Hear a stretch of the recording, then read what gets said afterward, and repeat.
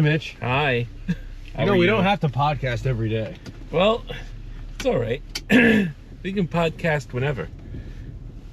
It's sort of like, I don't know, part of having power over your life, I think. What do you mean by that? Well, you know, I spent a long time in my life feeling powerless. Okay. And I'm taking steps now to have what I feel is not just more control over my life, but a better control over my life and the direction it takes. And part of that is making active decisions, right? Yep.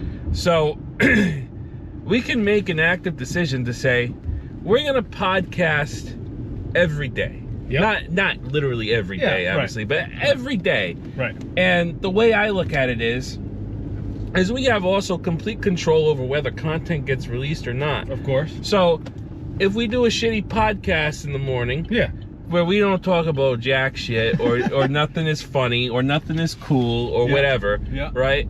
Then fuck it, we just don't release that one. I like this, Mitch. Right? But life is about getting back on the proverbial horse, so to speak. True. And pushing yourself. True. So in order for us to do that, right, we got a podcast. Yeah, sometimes you got to work through the bad ones. Basically, Especially because we're still in the infancy of the podcast. Exactly. You know what I mean? Like, if we were to continue, it's an experimental learning process. Yes. Right. What works, what doesn't. We're gonna, think of things that can come back. Like we'll do more drafts eventually. Yeah, exactly. I'd love to play like little short improv games. I'd love to do like little trivia type of stuff. Oh, that could be fun. Yeah. I was inspired because I was listening to regular morning radio this morning. Oh, okay. And I think it's generally pretty cringe. Yeah. But there are some things that they do that are like so funny that I kind of like want to emulate as a podcast. Okay. And it's just like little trivia things. Like some dude just called in and they gave him free Pantera tickets. Oh, really? But he had to like answer a trivia question about like, some rock albums that have sold, bands that have sold 10 million plus albums twice. Oh. And by the time they were done, the guy got the answer right and he won the tickets, but it kind of sounded like he just Googled it. Yeah. Because like you can just do that. Yeah. Because you're just on the phone. Like, yeah, no one's checking. In 2025. There's no honor system. Yeah, exactly. Yeah. And so I don't know. I'd like to do stuff like that. Well, I don't think we have Pantera tickets to give. No, I don't know if we can give anything away. But yeah. Just like little trivia games and stuff. Oh, okay. And yesterday we didn't drive to work together because I had to drop a car off to get brakes done. Yeah, you had a wild adventure with your Lyft driver. Yeah, his name was Bernard, and he told me so much about his life in like the 12 to 14 minute drive from Lincoln to Lincoln. Yeah. He legitimately was in the same town. And he told me about his neighbors and his girlfriend and his girlfriend's grandpa, and one of his neighbors has a racist dog, and he told me about his son who like dropped out of college. And I didn't say much.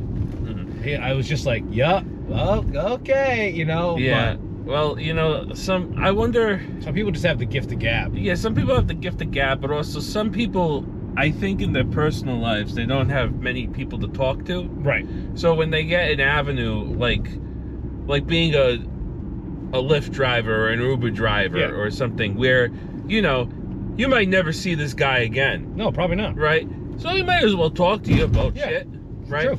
It's a way that people, I don't know, I guess cope with the fact that like they have a lot that they wish they could say, but they can't say it to anybody in their personal life because, people take it personally, they take offense. It's right. However, you probably shouldn't use your passengers in your Lyft or Uber service as your therapist. No, well, it was funny because like all I asked was like, I did start the conversation. Yeah. And I want to I don't want to just ride in a silent Uber or Lyft every time, I'm open to like conversing with people, but it was like, I was like, so do you live around here?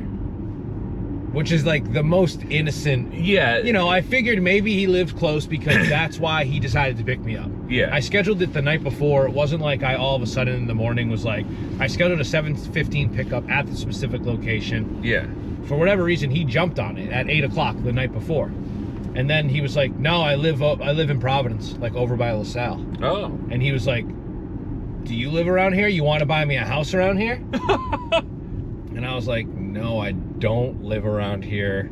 Nor do I want to buy, like, nor can I buy you a house. Like, what is that? Like, he, like, assumed that, like, I had money right away or something. I don't know. It was very interesting. It was quite the experience.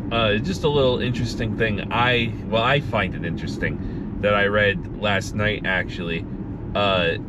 Scientists, within the past week or so, actually managed to, for the first time in human history, turn lead into gold. What? Yeah. Alchemy is upon us. Alchemy is upon us, dude. So, you know the Hadron Collider? Yes. Right, where they like split atoms with it. Yeah, exactly. Collide atoms together. Yeah, so they were doing like experiments with it. I guess the goal of the experiment was to see like, I think it was to see like how close they could get atoms to go next to each other at high speeds. Okay. Without colliding. Yep. But I guess in the process they were experimenting with lead. Yep. And they knocked like enough atoms out of lead by accident that it technically became gold. Oh. Because its chemical structure became gold. Okay. For like a very brief amount of time. Oh, and then it reverted back? Well, yeah, because you know the atoms once they passed, that other atoms like came back and it came back to lead. But I just thought that was interesting for two reasons. Number one, you know, humans have been trying to do that for like what, thousands of years now. Yes, turn anything into gold, specifically lead. Yeah, and the other reason I just thought it was interesting was, it just shows to me how malleable the entire makeup of reality could potentially be. You think we're living in the Matrix? No, I don't think we're living in the Matrix, but what I'm saying is that we humans, you know, are so powerful, for lack of a better term. Yes. Like, to really just think about what I just said, right? We managed to go into this tiny little thing that you can't even see with your naked eye, and we managed to these items that make up the fabric of the universe as we know it. Right. We managed to alter it to such a degree, even for just a split second or two. We managed to alter it with such precision that we changed the natural composition of something. Right. Isn't that just mind-blowing? Yeah, it is. It's too, honestly, it's like too heady for me to even wrap my head around. Yeah, it's crazy. You know? Like, just thinking about, like, you know, all the other shit that humans as a species have also done horrendous shit too. Oh yeah, of course. But like, just all the stuff that we've accomplished honestly amazes me. That's true. Like, just in the grand scheme of things. That's like GMOs. You know, everyone thinks like everyone hears the term GMO and they just like think it's bad. Yeah. But it doesn't mean to not necessarily. Be bad. Like literally, broccoli and cauliflower are like genetically modified organisms. Yeah. You know, because they're all like modified from the same mustard plant, and like they just have been cultivated in a certain way through like not natural selection but through human selection. Yeah, through hundreds and thousands of years, right? To grow. That's genetically modified by humans. Yeah. You know, like we decided to, okay, we're gonna grow this way, and we're gonna accentuate this part of the plant. Yeah, dude, I got bad news for you. Everybody's dog is a genetically modified organism. 100%, right. They're everybody's cat is a genetically modified organism. That's right. Especially all those domesticated animals. Your turtle. Yeah, I don't know about domestic turtles, because they're not really. They don't need to be domesticated. No, they're just docile. Yeah, basically. Yeah, right. That's a lot different than taking a wolf and over a bunch of years, like turning it into like a fucking French bulldog. Yeah, exactly. That has like problems. Yeah, it's sort of amazing when you think about dogs. Are really like the evolutionary history of dogs is fascinating to me, because like you look at a wolf, right, which is an animal that's still around today. It's all, you know, we don't have any around here, but they're plentiful in other areas. Yep. And then you look at a French bulldog, right, or a Chihuahua, or just a Shar-Pei, just any of those little dogs, right? Yep. And it's just like, how did this become this. It's interesting. I just watched a video from Channel 5 on YouTube where they were talking about Greyhound racing. Oh yeah? Like Greyhound racing is like all but gone. It's all but a thing of the past, right? Yeah. There was a big Greyhound racing track here in Rhode Island in Newport. Yeah. That people go and they bet on, and like those dogs were bred to race. Yeah. I have a miniature dachshund. He's a long wiener dog.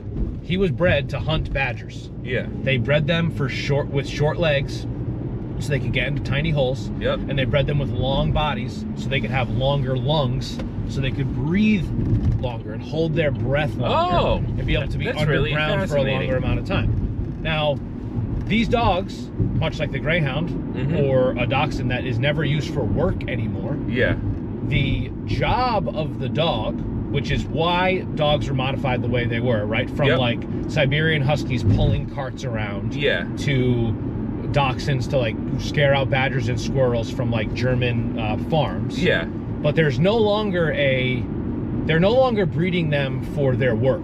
Yeah. They are now breeding them for their looks. Yeah. My dog was bred because he's cute. Yeah. But he very much is like inbred, for lack of a better term, you know? Yeah, yeah. Like there was too much inbreeding. He suffers from seizures. Yeah. He has terrible teeth. Oh. Those are both common dachshund problems. Dachshunds they generally have bad backs. Yeah. Because what happens is like they breed them just to be like long and skinny. Yeah, yeah. As opposed to like strong and long. You know what I mean? And so they don't have the same muscles. And so we are, as humans, like doing a disservice to all these breeds of dogs by not letting them work anymore. Yeah, there's a lot of truth to that, I think. But like someone like the ASPCA or PETA or someone who, and like, you know, as much as I like am for animal rights, I think there are flaws in both of those organizations. Yeah. And they'll look at a Greyhound that is being bred for racing and think like, this dog is being taken advantage of. Yeah. But it's like, well, how is the dog actually being treated? Like, is it being treated well? Is it being fed good food? Does it have a good life? Yeah. Does it run because like it is sort of motivated to run? Or does it run because someone is like whipping it and like being mean to it? Yeah, there's a big difference. There is absolutely a difference. It's sort of the circus animal thing where, you know, like a lot of animals in the circus are abused, right? Yes. And like forcibly trained to perform tricks and shit, right? It's the same with zoos. We talked about zoos. Yeah, right? Not tricks, but no, it's they're put in a bad spot. Yeah, right? But it really comes to the question, like, when that dog is not chasing the fake rabbit at the Greyhound race, right? Yeah. What's it doing in the rest of its day? Is it spending literally the rest of its day locked in a cage, you know, not being able to have exercise, not being able to... Right. So that's what the regulations should be on. Yeah. People are going to gamble. Yeah. That was sort of the point of this video. People will bet on anything. Exactly. Right? Like, shopping is an addiction. Yeah. We haven't banned shopping. Yeah. That was one of the points in this video. I'm not trying to, like, make it my own. No, no. People get addicted to things, and you need to, like, work on the addiction rather than work on, like, what is being banned. And so, like, in addition, that means that like this whole industry that is based upon Greyhound racing is people are losing jobs. Yeah. You know what I mean? Because like they're like, no, we can't have Greyhounds race. It's like, well, under the right conditions, it should be okay. I'm not talking about dog fights. Yeah. I'm not talking about cockfights. Yeah, exactly. You know like I mean? maybe those should be illegal. Yeah, because those are bad. Those are putting the animal in danger. Yeah. But if the animal's not in danger, if it's being treated well, then like, what the fuck's the problem? And it's also getting a chance to exercise its natural instincts. Yes. And those dogs don't like race for long. Yeah. They like race for like a couple years, and then there's a huge adoption program. Like tons of people adopt them. Yeah. There are waiting lists for people to adopt Greyhounds. And it is just like, it's, you know, I'm not saying it's the woke mind virus, but it kind of fucking is. You know what I mean? Like it kind of is the woke mind virus. The woke mind virus? Yeah. They're like, people are like too, and I hate using woke as a negative term because I don't think like being, or like the same thing with like politically correct. Yeah. People use that as a negative term, but legitimately in the phrase, it's correct. Yeah, I just feel with both of those terms, they've been so overused at this point that they've lost all intrinsic meaning. Same thing with like all cops are bastards. Yeah. Or like, you know, defund the police. Yeah. Look, I fucking hate cops. Yeah. the term defund the police was bad for the defund the police movement. Yeah. Because people were like, well, who am I going to call? Yeah. It's like, well, you know, and it's like so complicated because people just latch onto these like terms. Yeah. And it becomes so much bigger than like whatever the actual cause is. And as we've talked before, people tend to be tribalistic, and they make these terms their identity, and it's just I can't be woke. Yeah. God forbid, I can't be woke. Yeah. Yeah. Fuck you.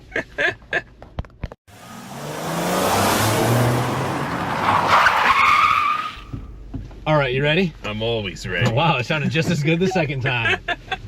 We do it nice because we do it twice. Oh, that's good. You got another? You want to just riddle us with idioms from here until you get home? Bird in the bush is worth 2 in the stink. That's not it. I've never heard that in my life. That's not it. I conflated 2 things. I don't think anybody ever said that. I confused and I say some weird shit. Things. What went on at work today? Any fun conversations behind the scenes? You were talking about something. I was talking with our friend Jarvis about, I don't even know how the topic came up. Yep. But we were talking about the early Norwegian black metal scene. Oh yeah, of course. And I love it when you talk about black metal around the kids. Yeah, well, I mean, they don't know what we're talking about. No, they don't know that these men murdered each other. Yeah, and they ate pieces can't of hear each us. other's bodies. They don't know. So yeah, I don't know how the subject came up. Yeah. But we were talking about that, and we were talking about the movie Lords of Chaos. Yeah. Based on the book Lords of Chaos. Yeah. And I was telling Jarvis that I did not care for the film adaptation. No, it wasn't good. No. It was kind of boring. My problem with it is I felt like they tried to sort of glamorize. Yes. Like, these are bad people. Yeah. Right. Where to me, like, any sort of fascination I might have with it sort of comes more from like that angle of like true crime type. Yeah. You know what I mean? Yeah. And I feel like try and present these guys who, let's face it, they were all kind of like loser goons who were try-harding way too much. Yeah. To be edgy. They're like fucking like, yeah, exactly. They're like, they might as well be like incels. Yeah, basically, right? Yeah. So like, they tried to like play up those guys as being sort of like, well, they make a couple of them look charismatic even. Yeah, yeah, and like granted, some of them might have been charismatic in their circle. Sure. Right? Sure. But like, you know, I don't know, it was a poor choice. Had he seen the movie? Lord Jarvis seen it? Yeah, Jarvis had seen it. He had a similar opinion. Yeah. So we were bonding over that. You watched any other movies lately? No, I haven't had a lot of time. We've been so busy. Yeah, what the hell? It's kind of crazy. You playing any games? No, I haven't had the time. Damn.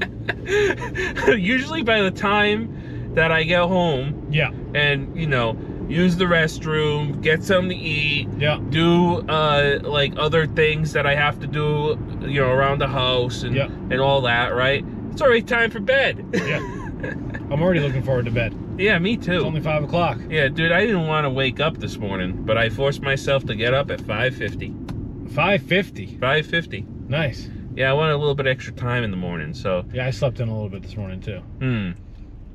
So yeah, haven't really had time to play anything, watch anything. You know, here and there I've been doing notes for the new D&D campaign I'm gonna run with my friends, but like, you're the DM, right? I am usually the DM. For the past year, my friend, who is a first-time dungeon master, has been running his very first game. Oh, nice. And he's, you know, it was a learning process, and but he's put in a lot of work, and he's really improved as time goes on, and I've been really enjoying it because I never get to be a player. Right. So I get to scratch that itch. Yep. Right? But I'm also much more excited to actually get back into the swing of things and be in charge again. Yeah, you like that. It turns out that when you have power for a long time, it's hard to let it go. Absolute power corrupts absolutely. I mean, it's... I can see you maniacally laughing. I don't think I'm corrupted. I just think, you know... but there's definitely truth to that. There's nothing under the door behind the bar. It's just a curse. Yeah, exactly. Yeah, now you and all of your ancestors have been cursed for generations. Yeah. And millennia to follow. Exactly. Yeah. So, yeah, basically, my home life is sort of boring, I guess. I will say, so I have an aunt who's staying with us, who's ill with ALS, but during the nighttime hours, usually around 8 o'clock or so, her and my mom actually, when they were young, were super big gamers. They're sisters? They're sisters, okay. yeah. Yep. So they What do you mean by super big gamers? They were playing? They were super into the Super Nintendo. Love that. Right? So like super into Legend of Zelda, super into Super Mario World, and all that sort of shit. So in fact, they're the ones who taught me how to play games, right? Cool. And all that stuff. So lately, during the nighttime, because before they go to bed for a couple hours because they got nothing to do, I hooked them up with the Wii in the living room, because on the Wii I have some old Super Nintendo games, and they've been playing through the Legend of Zelda on the Super Nintendo. Amazing. Right? And I'm too good at it to play. Oh, right. Okay. That's the well. No, I mean, way to bury the lead there, bud. no. So, like, you know, if I took control, like, I would, because like every time they die, they switch off. Gotcha. Right? That was my question. Right. So, but like, if I took control, like, I would basically never die. Yeah. Right. Are you that good at Mario? At Mario, I'm not that great. What are they playing? They're playing Zelda. They're playing Zelda right now. They're playing original Legend of Zelda. The Legend of Zelda: A Link to the Past, which was the Super Nintendo version. Right.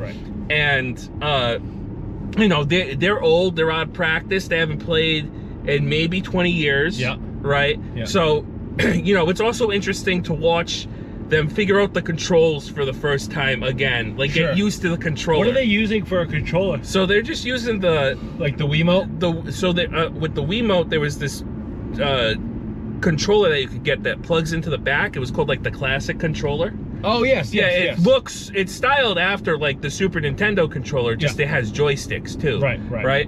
So they've been using that, but what's actually been more impressive to me, honestly, is how much they still remember about like all the secrets and where everything is. And you know, like, it must be fun, especially if they played it together 20 years ago. Yeah, exactly, right? So so watching them you know, like knowing, oh, if we have this now, so now we can go to this part of the map and blow up that hole in that side of the wall and go in there and get the item. Right? That's great. Where it's like, you know, I played through that game pretty recently and I don't remember that shit. Yeah. So that's been pretty neat. So I'm looking forward to when Zelda O'Clock rolls around tonight, maybe around 8 o'clock or so. How far along in the game are they? They're pretty far. They're probably a little over halfway. Yeah. You know, it's really sort of a short game in the sense that, like, you know, video games nowadays are like 20 to 40 hours, right? Right? A Link to the Past, I'm gonna guess, like, if you went through the game and knew what you were doing and didn't die that much, it's probably only like a 7-8 hour game. Yeah. But you know, with them dying every so often and stuff like that, it's probably looking more to be like 15, right? Yep. So yeah, they're probably about halfway through the game, you know. And I've just been enjoying spectating, so I'll probably be doing that tonight. That's great. What do you think about like more of the modern Zeldas? Do they show any interest in anything like that? No, not really. They both. It's more about the nostalgia. They both jumped off video gaming when everything became 3D. Yeah. They're some of those people, like, you ever hear somebody talk about like 3D video games and say like it makes them dizzy? Yeah. Yeah. Right. They're like, they have that sort of reaction to it. So they never got into like the 3D games. Yep. Right. I think I was able to get into 3D gaming because I was younger. Okay. Right. And I feel like because you're less sensitive to like that sort of vertigo-y feeling. Yeah. Did you have an N64? I did have an N64, although I wouldn't say that was my favorite system whatsoever. But you played 3D Mario? I did play 3D Mario. I played Super Mario. Which one was it? Super Mario 64. Yeah, 64. Right. And then, so on the N64, I also played through Ocarina of Time. Yep. I didn't have a lot of games for N64, but what system did you like more? My favorite system of all time is the Super Nintendo. Super Nintendo. If I made a list of like my favorite games of all time, like my 100 favorite games of all time, yep, I probably like at least 25, maybe even higher, are from the Super Nintendo. Wow. Yeah. And like, you know, if I made a list of probably the top 10, probably half of them are Super Nintendo games. Did you have a GameCube? I did have a GameCube, yeah. I played Super Mario Sunshine. Yep. I played Wind Waker. Okay. But this always bugs people when I tell them this, but I just could not get into Wind Waker because of the art style. Oh, like the cell shaded thing. Yeah, like, yeah.